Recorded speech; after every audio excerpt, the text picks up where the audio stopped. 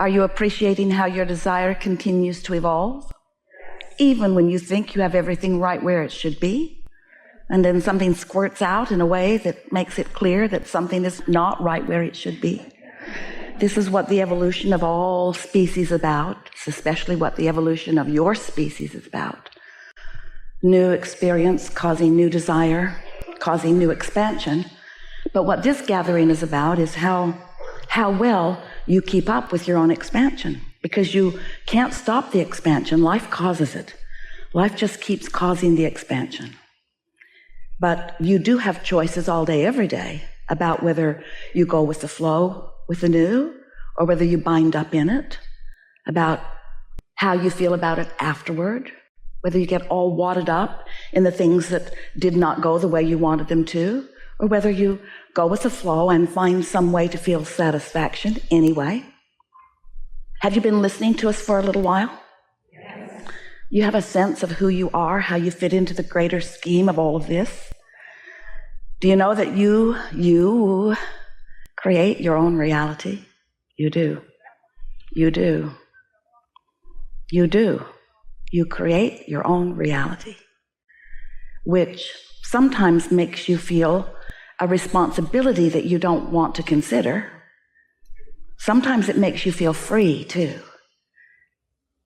When something wonderful happens, Esther will say, I did that. I see my part in that.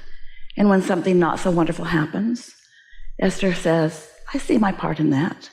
I did that, too. Because in that acknowledgement of the vibrational matches that keep showing up for you, then you do have control. Because you have control, you may not know it, but you have control over the way you feel. No matter what's going on, you have control over the way you feel. And once you acknowledge that and accept it, and then practice it, then what begins to happen is that even though things happen, they do, your response to them goes easier on you. And we would really like you to know that the only thing that isn't easy on you is you. Kind of hard to hear at first, but it really is the way that it is, and here's why. So here you are in your beautiful physical bodies. We see you. And in these bodies, you are an extension of source energy. And that source energy, that's who you really are. In other words, you have an inner being who is non-physically focused. An inner being who was you before you and your personality now were you.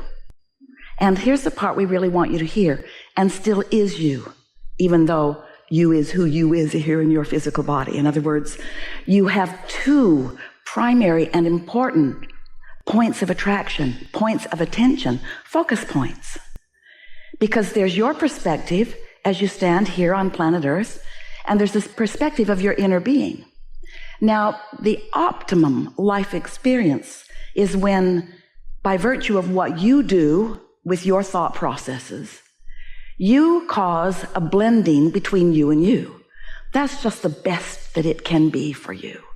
When you are focused in a way that you allow the whole of who you really are to flow through you moment by moment, then that's just the optimum life experience. That's living happily ever after. Your inner being is living happily ever after. So our desire in these conversations that we have together is to first help you to realize that you have two perspectives potentially, and that the better job you do of allowing your blending with your inner being, then the better life is and the happier you are. Your inner being is not making an effort to blend with you. Your inner being is pure positive energy. When you in your physical body are experiencing some contrast, and the contrast causes you to clearly know what you don't want, so you clearly know what you do want. What happens is you create a new reality that holds the new improvement. But you want to say but, we want to say and, you want to say but, we want to say and, you want to say but. It's a vibrational reality that you cannot see or hear or smell or taste or touch. It's not a reality that is manifested in a way that you can translate it through your physical senses yet. You can feel it, you can sense it, you can know it, you can understand it. So when life causes you to ask for something more, you evolve to that new beingness. Your inner being evolves to that new beingness. And here's the thing we really want you to hear. We have not said this clearly before. Your inner being has evolved to this new state of beingness and law of attraction. The law of attraction, the most powerful law in the universe, the law that manages all things vibrational, and all things are vibrational. The law of attraction responds then to that powerful point of attraction. So the only question is, what are you doing here in your physical body in relationship to this new desire that you just gave birth to and actually vibrationally did accomplish? Are you going with the flow of it? Do you believe it? Do you trust it? Are you anticipating it? Are you thinking about it? Or are you doubting it? Are you fearing it? Are you beating the drum of what went wrong? Because you have a choice in every moment of every day to lean in the direction of how your inner being feels about this and that, or to lean away from the direction of your inner being and how your inner being feels about this or that. These are your choices. You do not have the choice of separating yourself from your inner being so that your inner being's point of view is not part of the equation. You don't have that choice because you cannot separate from who you are. Nor can you stop creating, nor can you stop living contrast, nor can you stop giving birth to new. You cannot stop evolving, and you cannot separate yourself from your evolution. How about that? You can just pinch yourself off and make yourself miserable because you're not going with the flow of your evolution. See what we're getting at? Do you? Is this on? So when you begin to realize that you have these choices and that they're easier than you have been making them out to be. Because while law of attraction does get some momentum going, and we certainly acknowledge that when you get going on something that it affects you. Esther received an early morning phone call this morning. The girls who greeted you when you first came, none of the scanners are working. There's some kind of a electrical interference somewhere in the building. Scanners weren't working. So normal process for check-in had to be changed to something different.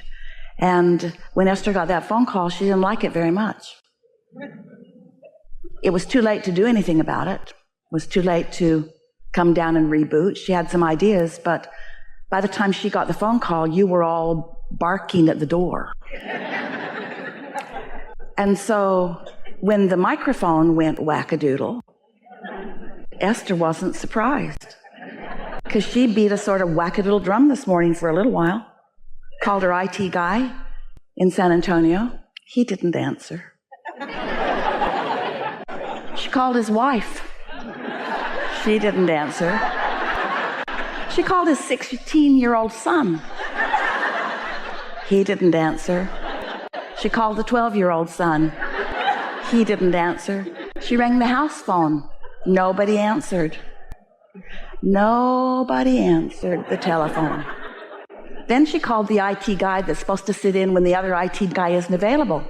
He didn't answer. And so, are you wondering why the microphone didn't work? We're not saying that in this moment, Esther created this reality. We're saying you did it.